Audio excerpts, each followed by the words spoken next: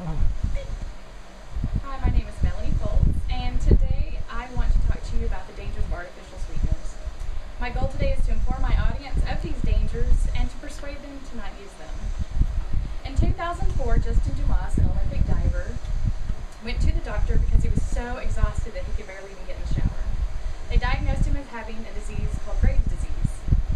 Justin wasn't convinced with this diagnosis, so he continued his research, and he went to a nutritionist who suggested that he quit consuming aspartame, which is an artificial sweetener. After doing this, he was able to stop his medication, and he is doing so well his doctors are baffled because Graves' disease has no known cure. He begins to question now whether he even had the disease at all. I myself have consumed large amounts of artificial sweeteners for years, and I feel just as hungry after eating them, and sometimes I experience nausea and headaches after consuming large amounts of them. I am concerned for not only my health, but the health of others in regard to artificial sweeteners. Trying to lose weight and consume fewer calories can be way more dangerous than you might think. Using artificial sweeteners are dangerous to your health, and they do not aid in weight loss. So today I would like to give you information about the following: the dangerous ingredients in artificial sweeteners, the harmful effects on the body, and how they do not aid in weight loss.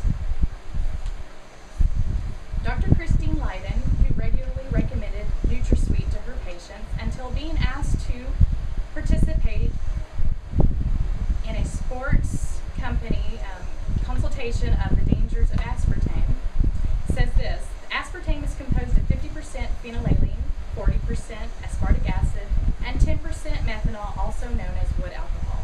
It is commonly known as NutraSweet and Equal. Phenylalanine and aspartic acid are amino acids that are normally supplied by the foods we eat. They are harmless when they are consumed with other amino acids, but on their own, they enter the central nervous system in high concentrations, causing impaired neuron firing and potential cell death. Dr. Bal and Dr. Barua, who wrote an article that was published in the Journal of the Diabetic Association of India, say that methanol is a deadly poison. 10% of aspartame that is ingested will be absorbed as methanol.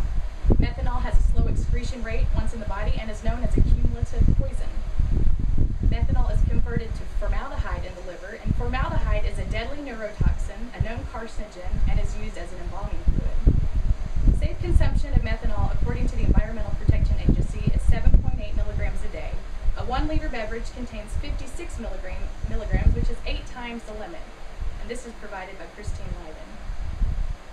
Dr. McCullough, who has an entire website dedicated to educating the public on the dangers of these artificial sweeteners, says that in 1998, FDA approved the use of Neotame. Neotame is based on the aspartame formula with one addition of the chemical 3-dimethylbutyl, which is listed on the Environmental Protection Agency's most hazardous chemical list. Artificial sweeteners have harmful effects on the body. According to Dr. Leiden, aspartame is an excitotoxin that can stimulate generation of free radicals in the brain. Free radical production can accelerate degenerative diseases such as atherosclerosis, cancer, coronary artery disease, and even arthritis. According to Dr. Bala Barua, medical studies have shown aspartame to be neurotoxic and trigger seizures in people who have never had a seizure before. It has also been shown to cause behavioral changes, such as depression and induce panic attacks. Dr. Christine Leiden says that consumption of aspartame leads to aspartame disease, which is a combination of symptoms including headaches, dizziness, confusion, ringing in the ears, and slurred speech.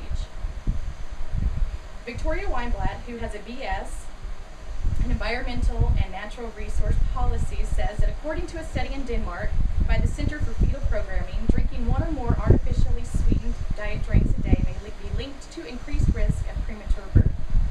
Out of 60,000 women studied, 78% were more likely to have an early delivery if they drank 1 or more artificially sweetened drinks a day. A fetus is especially vulnerable to aspartame because their blood-brain barriers are incomplete. The dangerous chemicals have free range of the nervous system, and the placenta can magnify the effects 4 to 6-fold. This puts them at risk for developing birth defects. Artificial sweeteners are not beneficial for weight loss. According to Dr. McCullough, aspartame and neotame have the potential to actually cause weight gain because phenylalanine and aspartic acid are known to rapidly stimulate the release of insulin and leptin. These are hormones that are involved in your fat storage and in feelings of fullness. Insulin and leptin are the 2 driving forces behind obesity and diabetes. Victoria Weinblatt goes on on to say that according to a review from the Department of Molecular, Cellular, and Developmental Biology at Yale University, artificial sweeteners actually increase the motivation to eat more food, and its sweet taste enhance the human appetite. So in conclusion, the only way to protect your body from these dangerous chemicals in artificially sweetened food and drinks is to simply avoid eating them and consuming them. So today we have learned that artificial sweeteners are composed of very dangerous ingredients. They have harmful effects on the body, and they do not aid in weight loss. So in order to prevent the potentially harmful effects of these, like I said, you must not consume them. And I also wanted to remind you that you only have one body, and you must